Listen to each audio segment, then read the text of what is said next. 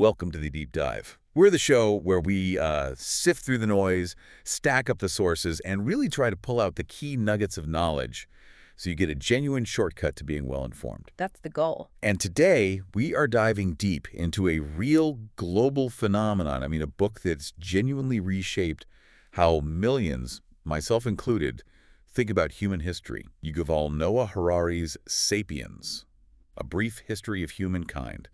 So our mission for this deep dive is to unpack how this incredibly popular work challenges a lot of conventional wisdom, about our past, our present, and maybe most importantly, our potential future. Yeah. Our source material here is a pretty comprehensive, insightful review of the book, all boiled down for you. That's right. And for this deep dive, it's probably worth saying we're not really aiming to just, list off facts or dates. No. It's more about giving you maybe a completely new mental framework for understanding humanity, from our earliest ancestors right up to what we might become. A framework, I like that. Yeah, and Harari is quite remarkable in how he just blends history, anthropology, psychology, philosophy, all of it. It's a mix. It really is, and the result is this narrative that's not just compelling, but surprisingly easy to get into. It almost reads like a thriller sometimes. It does. Takes these huge, complex ideas and makes them feel, well, personal and urgent. Okay, so let's set the stage a bit for this ambitious journey. Yeah. Yuval Noah Harari, he's a historian, a professor from the Hebrew University of Jerusalem. Right. And Sapiens, first published in Hebrew back in 2011, then English in 2014, just exploded.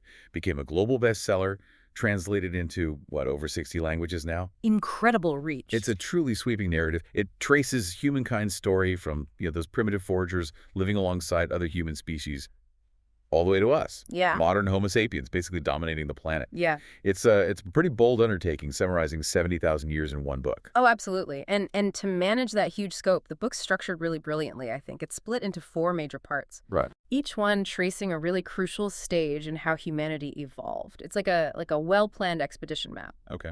We start with the sort of unique cognitive leap that set Homo sapiens apart. Then we move through adopting agriculture and the profound changes that brought... A big shift. Exactly. From there, Harari explores how we managed to scale up societies into these massive empires and global networks. And then finally, he grapples with the scientific advancements that define our present and, what they might mean for tomorrow. That structure definitely helps. Yeah, this clear roadmap, it stops you feeling totally lost in, the sheer vastness of it all. Okay, let's unpack that first monumental shift then. What Harari calls the cognitive revolution. This is roughly 70,000 years ago? Around then, yes. And this is where Homo sapiens developed these really unique cognitive abilities. Mm-hmm. You mentioned complex language, and maybe even more crucially, that capacity for imagination, abstract thought. How did these skills, which maybe sound simple, how did they fundamentally reshape everything for our species? Yeah. Put us on such a different path from, every other animal. Well, what's truly fascinating here, and I think this is really a central pillar of Harari's whole argument, is that these abilities, especially this capacity to believe in things that aren't, physically real, allowed humans to cooperate in truly massive numbers. Right, cooperation. Think about it. Other social species, maybe chimpanzees, they can cooperate effectively, but usually in groups of, say, 50 to 150 individuals. Because they need direct personal knowledge of each other.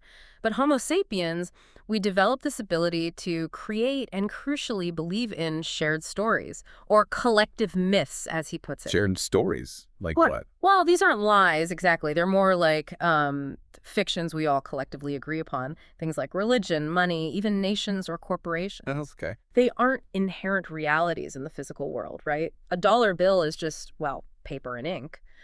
But its value is immense because we all agree it has value. That shared belief. Exactly.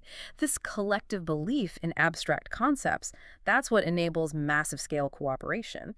From building ancient pyramids to, founding global corporations or even running modern scientific research projects. It's like the invisible glue holding societies together. It's almost, unsettling to think how much of our reality is built on that shared agreement rather than just like objective stuff. It makes you question a lot. It really does.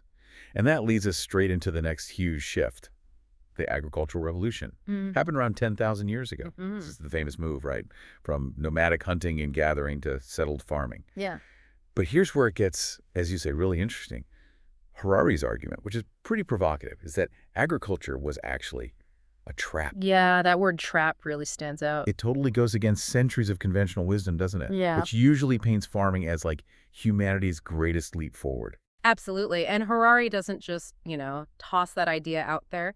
He meticulously details why he sees it as a trap, particularly for the individual human back then. Okay, so why?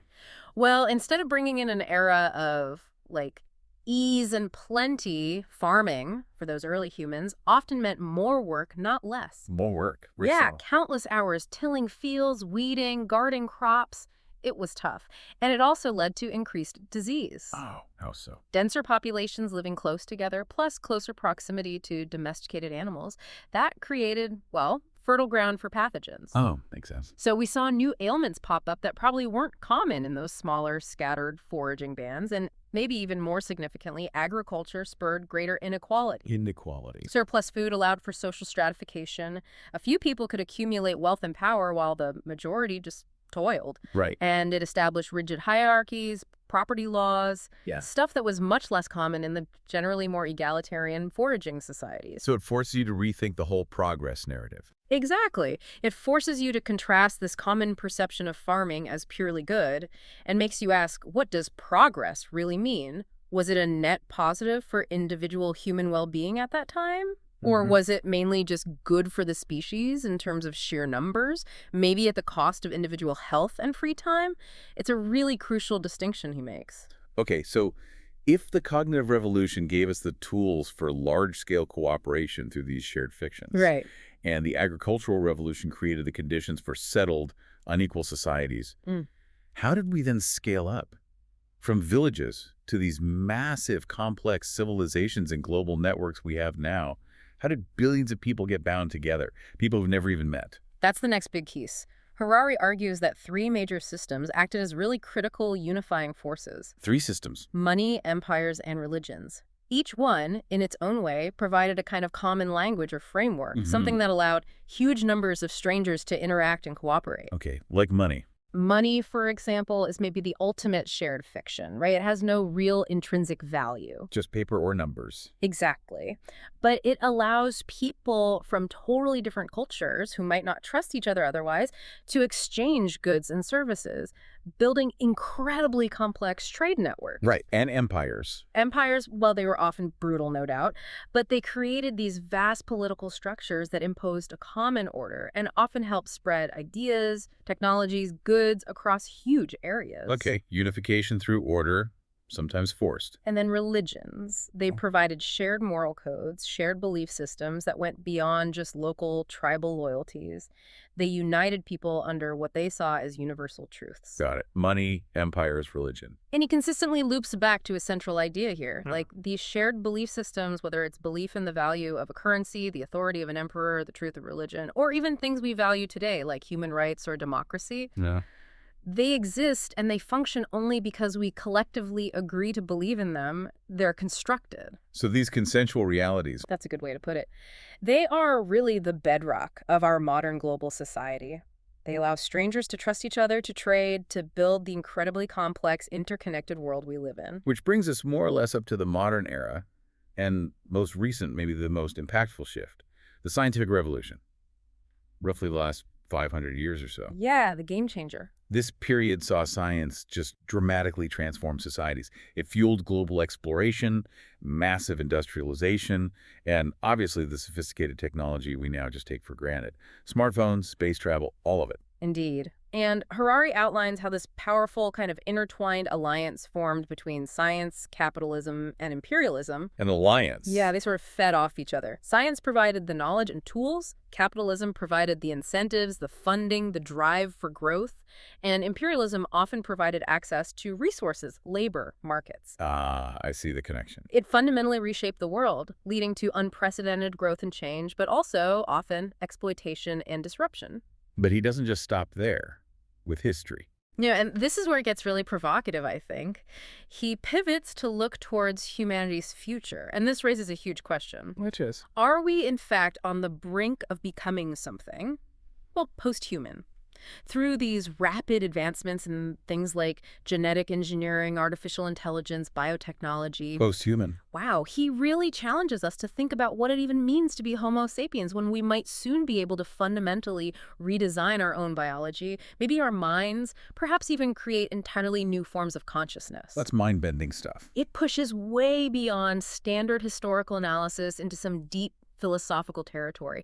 It's asking about the very future of our species. You can see why this book made such a massive impact. Right. People like Barack Obama, Bill Gates citing it, it clearly resonates. Absolutely. And it's easy to see the strengths. Right. This is an incredibly broad perspective connecting human evolution, culture, tech into one sort of digestible story. That's huge. It really is.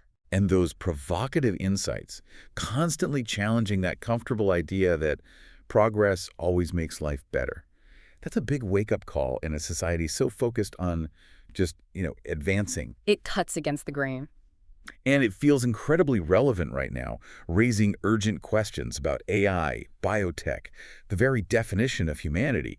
Plus, like we said, it's just so readable, a serious history book that actually pulls you in like a novel. Those are definitely huge strengths, and I think its accessibility is a massive part of why it's been so successful. Yeah. But, it's also important to offer a balanced view, maybe touch on some of the criticisms. Fair point. What are some of those? Well, some historians, for instance, argue that Harari maybe oversimplifies things sometimes. Boiling down vast historical complexities into these very broad generalizations, you might lose some crucial nuances. Like the idea all foragers were the same, maybe. Exactly. Like his characterization of maybe all pre-agricultural societies as uniformly egalitarian, that might not hold true everywhere, you know? The details can be complex. And especially in those future-looking parts we just talked about. Some of those ideas, well, they do feel maybe more philosophical or speculative than strictly factual history. Pushing the boundaries of history as a discipline. Right. And his takes on really big topics of the nature of religion, the concept of progress itself, what defines human happiness, they definitely spark a lot of discussion, even disagreement. It's a book that invites debate, partly because its scope is so grand and its claims are so bold. And maybe those criticisms are just inevitable for any book trying to do something so ambitious, right? Quite possibly. But despite those points, the book's core impact, maybe the spoiler-like takeaway for anyone listening, it feels profound. It really leaves you seeing how, well, fragile and constructed our most fundamental systems are. Money, religion, politics, even our shared sense of morality. Yeah, that shift in perspective is powerful. You just look at the world differently afterwards. Ultimately, I think the book really compels you to ask some core questions about yourself, about our species, where have we come from, what do we really believe in individually and collectively? Yeah. And maybe the biggest one, where are we heading? It forces this deep personal reflection on the whole human story, making you feel part of something much, much larger than just your own life. So that's our deep dive into Sapiens, a brief history of humankind. We really hope this glimpse has shown you how this book can genuinely reshape how you might see the world and humanity's place within it. It's definitely an ambitious read, eye-opening, and it just inspires so much curiosity about our past, our present, and our future. And engaging with these kinds of big ideas, it really gives you that big picture perspective on human existence in a way few other things can. Cool. It actively develops your critical thinking, fosters a kind of questioning mindset, helps you understand that most human systems, politics, money, religion, corporations, you name it, are at their core, these collective fictions we sort of collaboratively agree to believe in. That idea really sticks with you. It does, and it inspires you to maybe rethink the present a bit and perhaps prepare better for the future. You start to see yourself not just as, one individual, but as an integral part of this larger, constantly evolving human story. Fascinating perspective. So maybe a final thought to leave you with. Considering Harari's really compelling ideas about these shared fictions and the rapidly approaching future of humanity with things like AI and biotechnology, what new stories, what new collective beliefs might we be creating right now, maybe unconsciously, that will fundamentally define what it truly means to be human in the next, say, 500 years?